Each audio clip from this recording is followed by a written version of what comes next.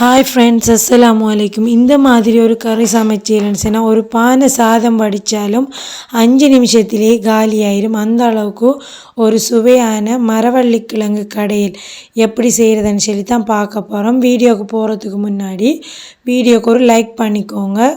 தொடர்ந்து என்ன சேனலை சப்போர்ட் பண்ணுங்கள், சப்ஸ்கிரைப் பண்ணுங்கள். வாங்க வீடியோக்குள்ளே போகலாம். மரவள்ளிக்கிழங்கு கடையில் செய்கிறதுக்கு நான் மாட்டு இறைச்சியில் போன் எடுத்து வச்சுருக்கேன்.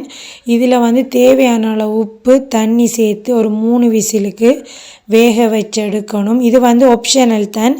நீங்கள் இது விருப்பம் இல்லைன்னு சொன்னால் இதை ஸ்கிப் பண்ணிடலாம். டேஸ்ட்டுக்காக நான் வேக வச்சு எடுக்க போகிறேன். இப்போ நம்ம மரவள்ளிக்கிழங்கை க்ளீன் பண்ணி எடுக்கலாம். மரவள்ளிக்கிழங்கை நீங்கள் சமைக்கக்குள்ள இதை வாங்கக்குள்ளையும் இதில் கருப்பு நார்களோ இல்லை கருப்பு மாதிரி இருந்தால் அதை வாங்கி நீங்கள் சமைக்கணும். சமைச்சா அதில் ஒரு வகையான சைனைட் உருவாகுதாம் அந்த கிழங்குல. இந்த கிழங்கு சமைக்கக்குள்ள சுக்கு இஞ்சி இது ரெண்டுமே யூஸ் பண்ணப்படா. அதையும் ஞாபகத்தில் வச்சுக்கோங்க. இந்த கிழங்கு நீங்கள் எவ்வளோக்கு எவ்வளோ குயிக்காக சமைக்கலோ அந்த அளவுக்கு நல்லா. வாங்க இப்போ கடையில் எப்படி செய்கிறதுன்னு பார்க்கலாம். இதை மாதிரி சின்ன சின்ன துண்டாக கட் பண்ணி எடுத்துக்கோங்க. இப்போ இதில் காரத்துக்கு ஒரு 10 பச்சை கொச்சிக்காவை கட் பண்ணி சேர்த்திருக்கேன். அதோட ஒரு பெரிய சைஸ் வெங்காயத்தை பாதியாக கட் பண்ணி அந்த பாதியை சின்ன சின்னதாக கட் பண்ணி சேர்த்திருக்கேன். சேர்த்து நம்ம அவிச்சு வச்ச இறைச்சியும் இதோடு சேர்த்து இப்போ மீடியம் ஃப்ளேமில் வேக விடணும். அது ஒரு பக்கம் வேகட்டும். இப்போ ஒரு பாதி தேங்காவை நல்லா துருவி எடுத்திருக்கேன். இப்போ அதில் ஒரு கப் தண்ணி சேர்த்திருக்கேன்.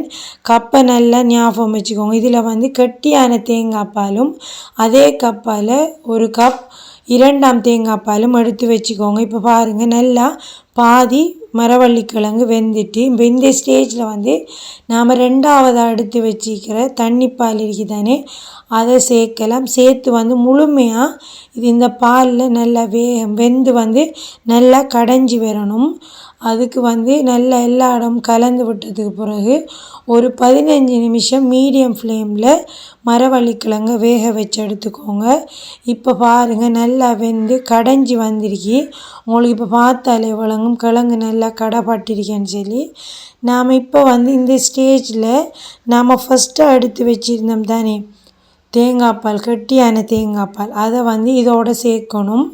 கிழங்கு வேகிறதுக்கு முந்தி சேர்க்க வேணாம். இப்போ இதை சேர்த்து நல்லா கலந்து விட்டுக்கோங்க.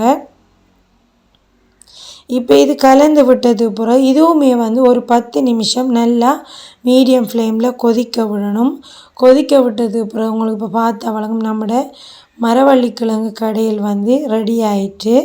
இப்போ இதில் நாம் ஒரு தாளிப்பூண்டு சேர்க்கணும். அப்போ தான் கறி இன்னுமே டேஸ்ட்டாக இருக்கும். அதுக்கு ஒரு நான்ஸ்டிக் பேன் எடுத்திக்கேன். அதில் 2 டேபிள் ஸ்பூன் தேங்காய் எண்ணெய் சேர்த்துக்கோங்க. அதில் 1 டீஸ்பூன் கடுகு சேர்த்து கடுகு இதை மாதிரி பொரிஞ்சது நம்ம ஆல்ரெடி கட் பண்ணி வச்ச பாதி வெங்காயத்தை இதோடு சேர்க்கலாம்.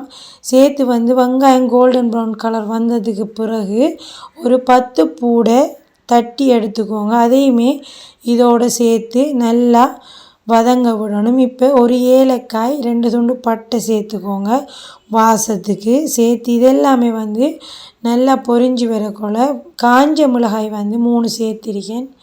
அதோட ஒரு ரம்பையில் ஒரு கைப்பிடி கறிவேப்பிலை சேர்த்து இதோட ஒரு டீஸ்பூன் நச்சீரக பவுடர் சேர்த்திருக்கேன்.